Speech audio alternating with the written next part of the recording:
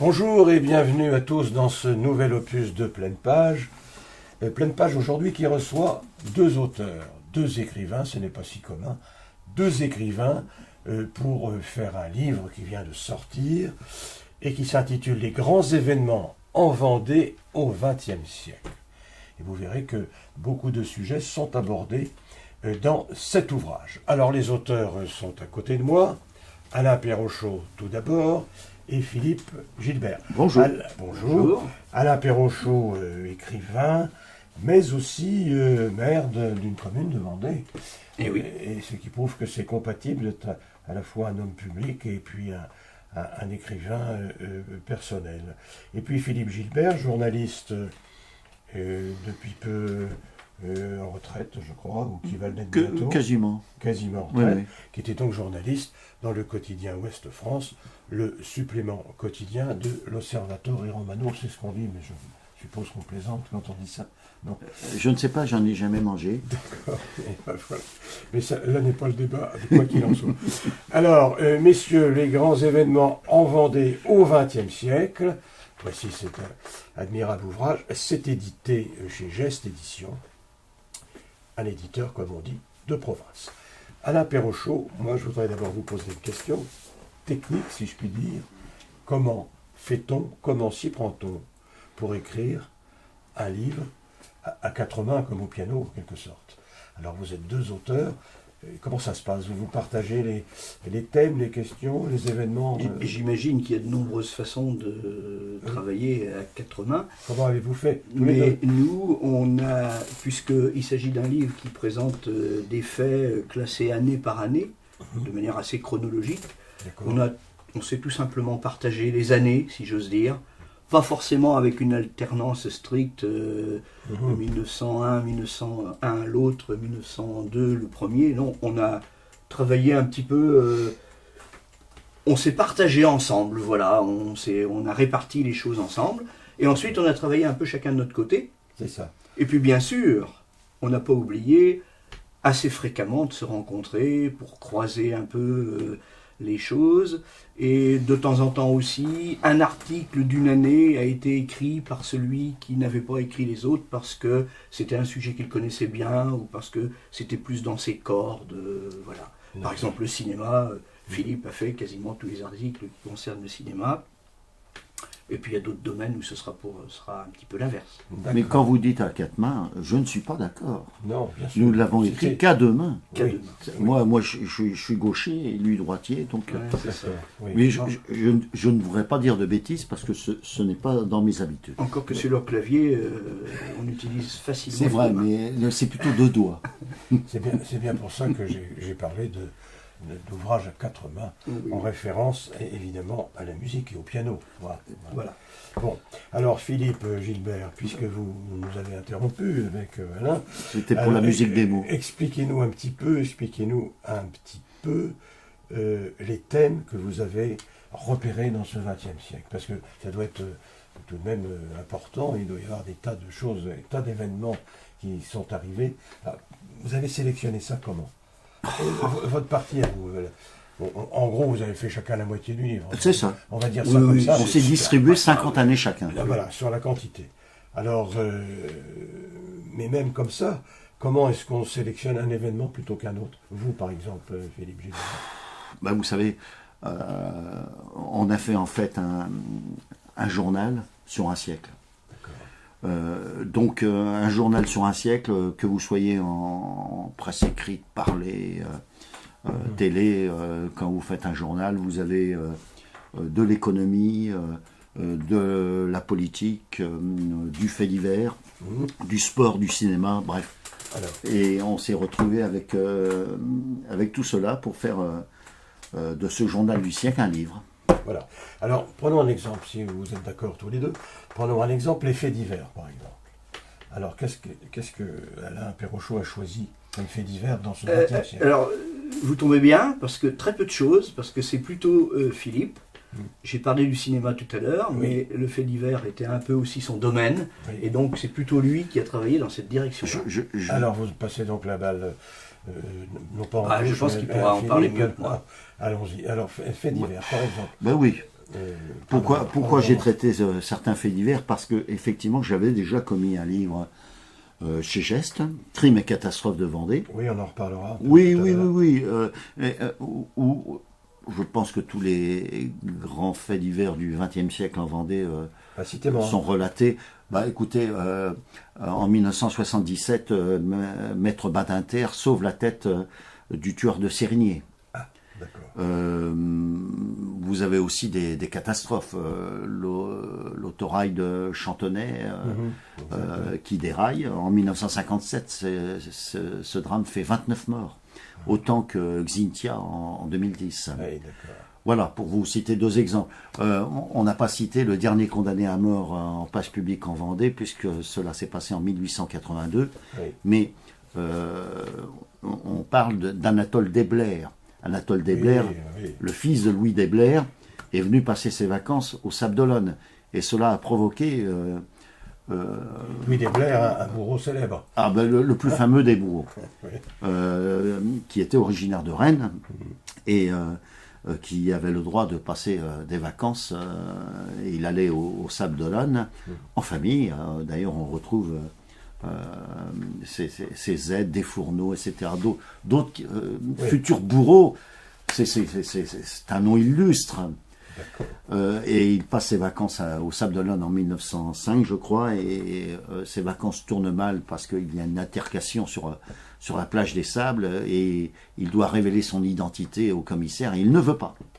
Et il ne veut pas. Et le commissaire, quand Anatole Desblair lui dit « Vous entendrez parler de moi », et effectivement, le commissaire a été déplacé 15 jours plus tard, car, rappelons la place prépondérante qu'avait le bourreau. Oui, à cette époque. À cette époque, jusqu'en 1981. Voilà. On parle de la sécheresse du siècle, de la tempête du siècle, donc 1976 et 1972, etc. Nous avons peut-être, Alain, oublié certaines choses. Alain, sûrement. Alors, Alain, je vois là, j'ouvre au hasard. Mermoz, ce sont des noms célèbres. Mermoz et Cousinet qui traversent l'Atlantique sur l'Arc-en-Ciel. Parce que est-ce vous ou est-ce lequel des deux a écrit cet événement? Crois que c'est toi. Alors. Je crois que c'est Alain Perrochot. Mermoz et Cousinet étaient donc... pourquoi l'avoir mis en Vendée, je veux dire? C'est ça, quoi. Alors, parce que Cousinet est vendéen. Voilà. Et qu'à travers ces personnages, qui jouent quand même un rôle important dans l'évolution de l'aviation dans la période de l'entre-deux-guerres essentiellement, justement, il y a ce fait qui peut être considéré d'une certaine façon comme un fait divers, mais qui ouvre aussi sur des aspects techniques, scientifiques, intéressants. Et donc, Mermoz, qui est quand même un grand nom de l'aviation, eh bien, notre petit Vendéen Cousinet, il a été aussi en contact avec ces gens-là. Mais Cousinet est né à Saint-Martin-des-Noyers, a longtemps vécu à l'Aiguillon-sur-Mer. Juste avant la guerre, son entreprise s'est installée aux Ajoncs, donc à côté de l'aérodrome de La Roche-sur-Yon, etc. Jusqu'à sa mort, où d'ailleurs il s'est suicidé. C'est une mort tragique. Il s'est suicidé avec sa femme qui n'était autre que l'ex-compagne de Mermoz. Donc il y avait un lien très fort. Mermoz n'aurait pas réussi sans Cousinet. Et Cousinet a beaucoup réussi grâce à Mermoz. Pour parler de cette figure, mais il y a tellement de figures en Vendée. Oui, bien sûr. Cette terre de contraste.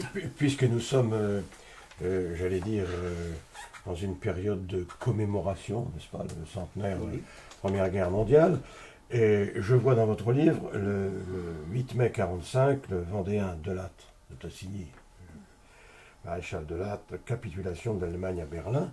Et Delattre était évidemment un Vendéen. Et qui est-ce qui a relaté ce grand événement du 8 mai 1945? C'est moi également. C'est Alain, quand même. Oui, donc là, on a essayé ça reste un article journalistique qui suit au plus près les événements, disons, de ce 7 et 8 mai. Il n'y a pas d'analyse, il n'y a pas d'étude, c'est l'esprit aussi de notre livre, je crois qu'il faut le dire. Il n'y a pas forcément de parti pris, même si de temps en temps, évidemment, mais c'est propre de l'écrivain, on sent un petit peu la patte à travers une expression, ou entre les lignes, on relate. Mais on essaie de relater simplement. en essayant d'être dans l'année présente. C'est-à-dire, Voilà. Resituer dans vous le- parlez Oui, c'est ça. de Oui. Delattre, Oui. 1945, Voilà. ce qui n'empêche pas de temps à autre de donner quelques précisions sur l'avenir. Hein, mais On ouvre un petit peu, ouvrez un effectivement, peu, sur, oui, le, voilà. sur l'espace, sur le temps suivant. Et puis, forcément, on parle un petit peu de l'itinéraire du personnage à certains moments, parce que ce qui se passe au moment M Oui. est évidemment aussi le résultat d'une carrière ou d'une évolution. Voilà. Et Alain Perrochot, vous qui êtes, je l'ai dit tout à l'heure, maire d'une commune de Vendée, on peut peut-être rappeler d'ailleurs le nom de cette commune, Martinet. Martinet, oui. Ça donne un coup de fouet quand même. Ah, j'allais vous le dire, monsieur Bonne-Maison. J'espère que c'est dans le Je bon ne savais sens. pas trop fort là sur la table parce que Pardon. ça va être épouvantable. Alors, oui, alors Alain Perrochot, j'imagine que vous devez tout de même plutôt préférer des événements qui touchent à la vie publique ou commune de Vendée, non? Oui, enfin, préféré, disons que je les traite avec, Vous les traitez avec intérêt, avec intérêt. mais je m'ouvre aussi sur beaucoup d'autres choses. Est-ce qu'il y a là-dedans, dans votre livre à tous les deux, est-ce qu'il y a un événement plus particulièrement politique Oui. que vous avez retenu, Alain Perrochot? Ah ben oui, il y en a. Et après, Je pense que on cite toujours 1936, l'arrivée du Front populaire, et bien sûr que quand on parle de ces événements-là, on pense pas trop à la Vendée, dans la mesure où aux élections du Front populaire, la Vendée, elle a voté très conservateur. C'est ça. Et pourtant, le mouvement radical socialiste existait en Vendée. Dès 1934, il manifeste aussi après les événements du 6 février. Et donc, c'est intéressant de montrer aussi que tout ce pan politique, il est présent malgré tout en Vendée, même s'il est très très minoritaire. Bien sûr. Et c'est aussi l'histoire, tout simplement. C'est aussi l'histoire. Absolument. Et je me permets de continuer. On essaye de faire reluire l'histoire sans lui cirer les bottes, redit feu Gilbert Couteau. Ouais. Et ce qui est intéressant de constater en politique, c'est que la Vendée est toujours à contrario. Le conservatisme vendéen n'est pas un conservatisme habituel. C'est-à-dire que en 1986, au moment où la France vote à droite aux législatives, la Vendée vote à gauche. En 1936, au moment du Front populaire, la Vendée vote à droite. On retrouve très souvent ces petits à contrario. Même en 1906, il y a 3 députés qui sont de gauche. Et puis, il y a un mouvement qui a marqué la Vendée, c'est le Sangnierisme. Marc Sangnier a été tout à fait. candidat à La Roche-sur-Yon, Le sillon. le Sillon, et Marc Sangnier avait un de ses apôtres farouches. Le mot est juste, le mot apôtre est juste. Oui, absolument. Arrêtez-moi. Absolument. J'ai envie de vous dire, c'était les cathos de gauche, mais vraiment, c'est le départ. Et il y avait un mouvement humaniste, et on le retrouve au travers du Salertainois Henri Pitot. Et Henri Pitot, on le retrouve à 3 ou 4 reprises dans cet ouvrage, parce que il est emblématique, me semble-t-il, de la Vendée. Henri Pitot. Il était considéré comme un rouge par les calotins et comme un calotin par les rouges. Voilà. Et il a été le premier syndicaliste vendéen durant ce XXe siècle, le premier. Très bien. Alors on va changer un peu de thème, mes chers amis écrivains et auteurs. Le cinéma. Parce que la Vendée a connu des événements cinématographiques. Peut-être Philippe Gilbert là-dessus. On a vu Jean-Pierre Melville, Oui, bien sûr. un grand réalisateur de cinéma français qui a fréquenté longtemps la Vendée. On a vu Longtemps, non. On a vu Delon aussi là-bas. Non. Qui a été... non, il n'a pas joué... Non, parce que il n'a un pas flic, joué un film. Un flic, le dernier film Oui. de Jean-Pierre Melville, Oui. en fait, le tournage du premier quart d'heure, qui est celui du hold-up dans le dernier film de Melville, Du côté de Saint-Jean-de-Mont, je crois. a c'est lieu vrai. à Saint-Jean-de-Mont C'est et à ça. Châlons. Voilà. Et ce film a pour vedette Alain Delon, Catherine Deneuve et Richard Crenna. Oui, l'américain. l'Américain, celui qui deviendra le colonel le Rambo un peu plus tard et qui s'était fait connaître dans la canonnière du Yangtze aux côtés de Steve McQueen, grand film d'aventure que je conseille à tout le monde, le plus grand film d'aventure. Et du coup, Melville, qui aimait bien faire des contre-emplois, a donné le rôle du flic à Delon et le rôle du gangster à Richard Crenna. C'était une production franco-américaine. En plus, il y avait l'admiration de Melville pour le cinéma américain. Et Melville vient donc à Saint-Jean-de-Mont en décembre 71, sur les conseils d'un de ses régisseurs, en disant les hôtels à Saint-Jean-de-Mont et dans cette région en décembre sont pas chers. Voilà, il y a tout ce qu'il faut. Et Melville est arrivé avec son Stetson et ses bottines. Et son cigare. Et son cigare, et en espérant la pluie, parce qu'il fallait de la pluie pour... Bon, très bien. Et il n'y a pas eu de pluie durant tout ce mois de décembre à Saint-Jean-de-Mont, et il a fallu les pompiers pour provoquer ce crachin qui marque si particulièrement notre belle Vendée. Voilà. Est-ce que, Alain Perrochot, vous aimez le cinéma? Oui, j'aime le cinéma, mais je ne suis pas un connaisseur comme vous l'êtes. Oui, non, mais je suis un cinéphile fou, moi. Voilà. Donc il est question aussi de cinéma dans ces grands César et événements, Rosalie, Agnès Varda. On aurait pu également situer en 1925 La Terre qui meurt, un film muet. Mais voilà, nous avons fait avec la place que nous avions. Alors d'autres événements que vous avez relevés dans ce XXe siècle et dans ce département? Bon, écoutez, rien de très exceptionnel, mais comme on est dans la période, je vais en parler, parce qu'il se trouve que j'ai traité et 1914 et 1918, et même 1916 d'ailleurs. Et donc, moi j'ai fait 15 et 17. Voilà, et donc ce qui m'intéressait en 14 et en 18, c'était de retrouver dans la presse de l'époque le moment de la mobilisation, avec le départ des futurs poilus dans les gares des Sables, de La Roche-sur-Yon, de Fontenay-le-Comte. Donc ça, c'était, voilà, ça donnait un peu le sentiment de l'époque aujourd'hui, et dans une période où on commémore. Et puis pour la fin de la guerre, 1918, c'est comment on a célébré, par exemple, cette fin de guerre à La Roche-sur-Yon. J'ai pris un peu de plaisir à réécrire ça, parce que c'est un moment qu'on connaît mal. Mais bon, puis bien sûr, 1916, c'est la fameuse tranchée des baïonnettes, en remettant les choses un petit peu en perspective, et puis dans la réalité, parce qu'il y a quand même une part de légendaire, et puis aussi en abordant les oubliés, ceux qui ont été condamnés pour désertion ou mauvais comportement. Il y a un soldat vendéen. Un monsieur Mercier, oui, d'Apremont, en particulier, voilà. Évidemment, on n'oublie pas Clémenceau. Bien sûr, mais très présent. Ce que je voulais préciser en finalité, Alain, c'est que il faut se souvenir de cette Vendée en 1914.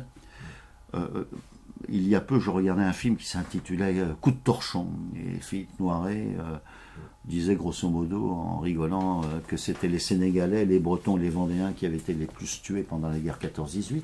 Oui, c'est pas faux d'ailleurs. Ce qui est complètement vrai. Mais il faut savoir une chose, c'est que le gouvernement en 1914 a quand même quelques hésitations sur les Vendéens. Pourquoi? Parce que les inventaires en 1906, que nous évoquons également, ont été chauds en Vendée.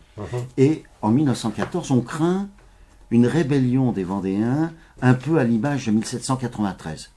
Et en fait, c'est courant ce que je vais dire, la réconciliation vendéenne avec la France s'est faite dans les tranchées. Parce qu'en fait, les Vendéens y sont allés, ils ont été plus que courageux. Plus que participés. Et il y a eu, je crois, 22 000 morts, rien que pour le département de la Vendée. Mais il faut dire aussi qu'on les a souvent mis en première ligne. Oui. Mais ils n'ont pas rechigné. Très bien. Alors je rappelle votre livre, à vous deux, Les grands événements en Vendée au XXe siècle, Philippe Gilbert et Alain Perrochot, aux éditions Geste, que l'on trouve évidemment dans toutes les bonnes librairies. Comme il se doit. Comme il se doit.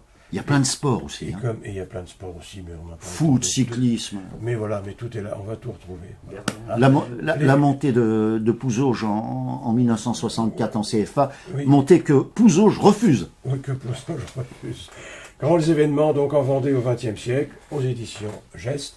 Merci messieurs d'être venus. Nous nous retrouvons C'est nous qui vous remercions. le mois prochain Merci. pour un autre épisode de Pleine Page. Merci à vous.